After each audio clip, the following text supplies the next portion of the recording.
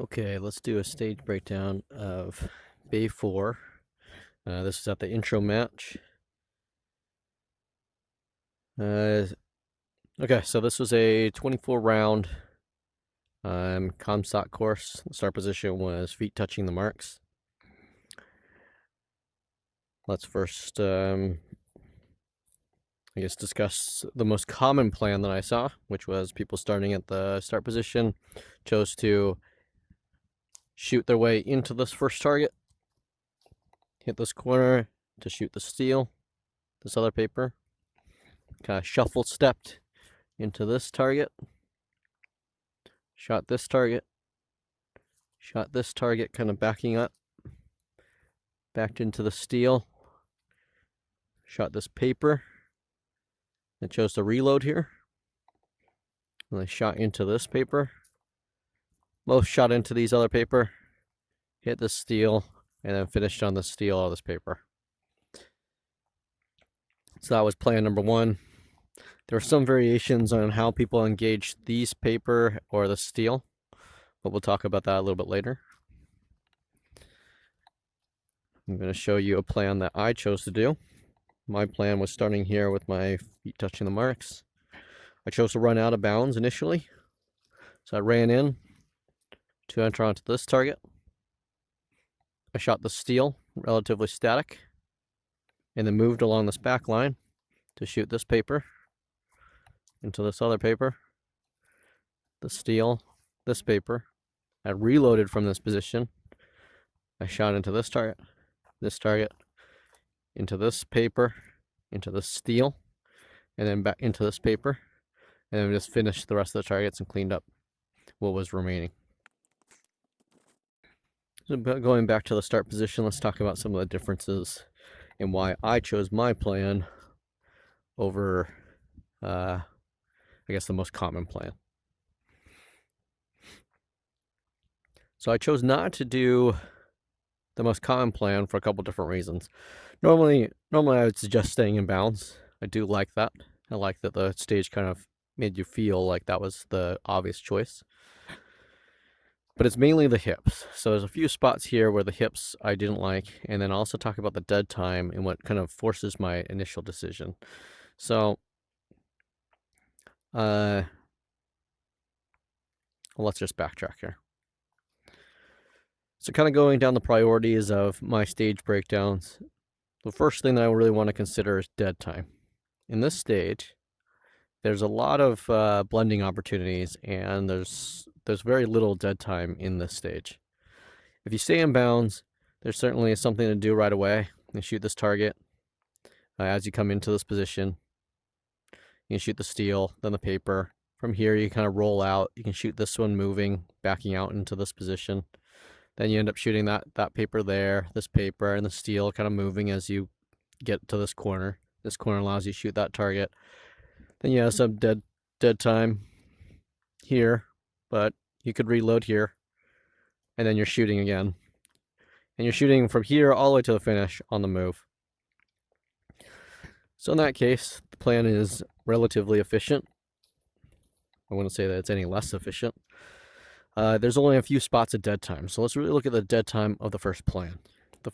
In this case, you really have this target shooting, scoring points, dead time here. So from this spot, it's 1, 2, 3 kind of steps of dead time to kind of open up this target, shoot into this one, and there. Then you have from here, you have 1, 2, 3, 4, 5, about 5 steps of dead time before you really must be shooting that target. So in comparison to my stage plan, I have off the start, I have some dead time because I'm choosing to run out of bounds. In this case, I have 1, 2, 3, 4 steps of dead time. In this case, I'm scoring points all along here.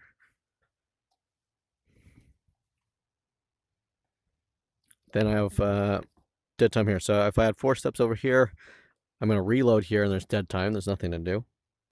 So 4, 5, 6 steps, and then I'm back to scoring points the rest of the way, all the way down into this final position. So you can already see that just off my first and kind of highest priority, there's a little bit less dead time by going out of bounds and then playing with the angles here to keep shooting.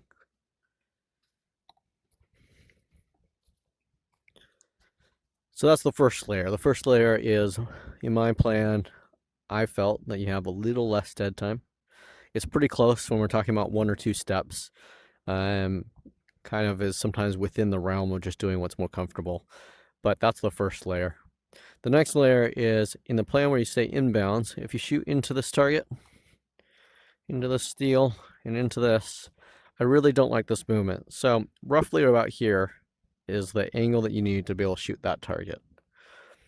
From this line that I'm creating here, where I'm going to move my body, it makes it very hard to actually enter on that target. It makes it like a, almost a perpendicular 90-degree entry, which really is a hard entry, right? If you imagine that if there was a wall here, it'd be a hard entry into that position. So again, I start to move in this direction, and I have to kind of completely commit to this target and stop my feet. In a lot of ways too, in order to open up this target, I have to also expose this target, and this target also pins me to this area, to this zone. Basically from this area, from that wall where it kind of closes you out, straight back. Anywhere in this section from here and in between this one, this little corridor allows you to shoot that target. So I move to this spot. I really now have to plant, and I shoot these 2 targets. And then I start moving in. I move to this one. But again, what I'm doing is I'm now turning my hips away from the direction that I want to go. I'm beyond 90 degrees, and so I'm starting to really just back out on these targets. And you just don't cover as much distance going backwards. The other thing that I also don't like, it's across my body. I'm shooting these targets laterally. I'm starting to ease up the angle a little bit if I start backing out on these targets. But I'm also, moving perpendicular to the target, and that makes the shooting harder. Basically, like your bullets do kind of track because effectively you are the swinger, and so you are moving. Now, as you shoot this steel, the other thing that I also don't like about this position is I'm backing into a spot that I do not really know where it is. I can't pick it up in my peripheral vision. I can't really afford to look down at it, as that'll cost me time, because really what I should be then doing is looking at this target. So it's a hard spot to hit, and for this next position off this steel. Now, you could correctly execute this, and you could do it still.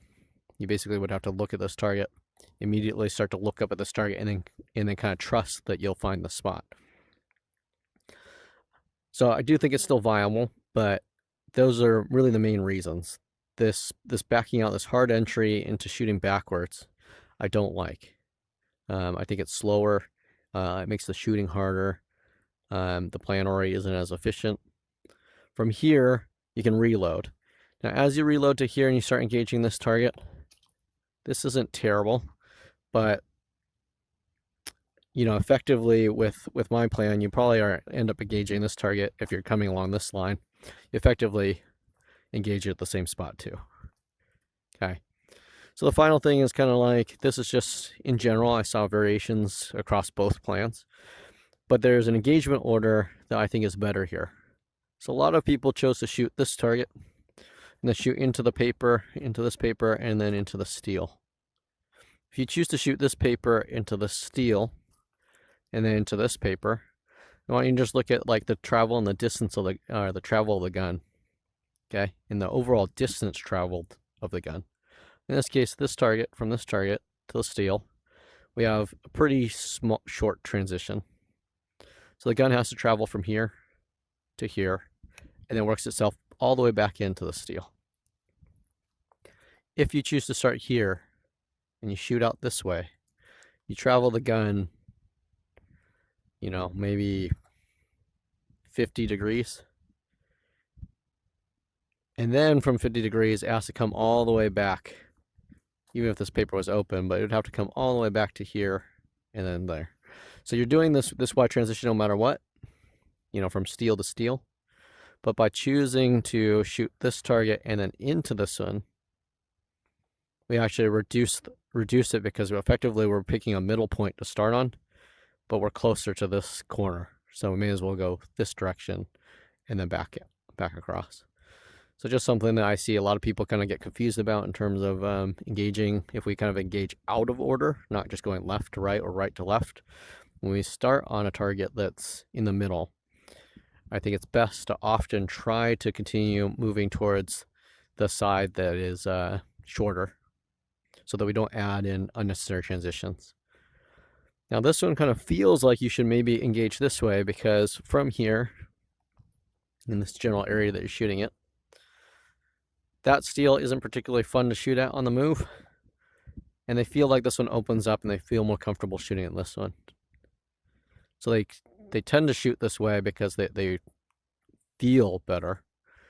But in a lot of ways, that added transition of coming all the way back in, if you did shoot this way out to this steel, that time that you end up baking into your plan with the Y transition, you can afford to just spend it by being calm on the steel and being calm, letting this target just show up as you cover the distance, and then shooting these aggressively and comfortably standing still.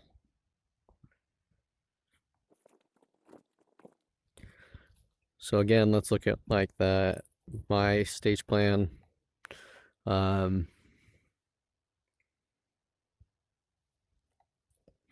Okay, so let's look at my stage plan. Ran a little bit more in real time.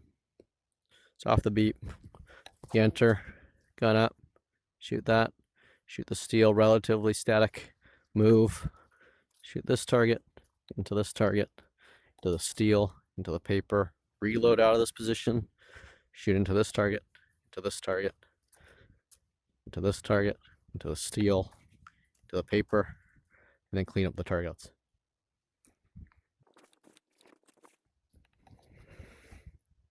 Another thing that I liked about my plan was specifically after the reload. So again, enter on this target, I shoot this target. In this case, you start to see like the advantage of my hips. So in this case, I'm starting to attack the targets forward, and I'm keeping them actually relatively compact in terms of the transitions. It's just the movement that opens up the targets. So from here, I just have to walk straight. And as I just walk straight towards this, all the targets expose themselves anyways. So I shoot this target, and shoot this target, shoot the steel, shoot the paper, and then from here I can reload. I get plenty of exposure because I'm running towards this target, so I can shoot this target on the move, and also shoot this target on the move. And that's why I shot the steel initially from that other position when I first entered, because I didn't want to start shooting this one across my body and risk the chance that I start to run myself off with this wall and pressure myself out, where then I end up in a position where I may be doing the happy dance or taking makeups.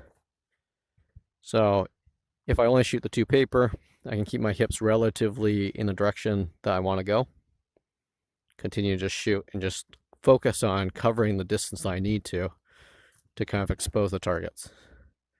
So in a lot of ways, I'm using movement to also reduce my risk, and I'm kind of playing around that so that I can continue to make progress to my final target.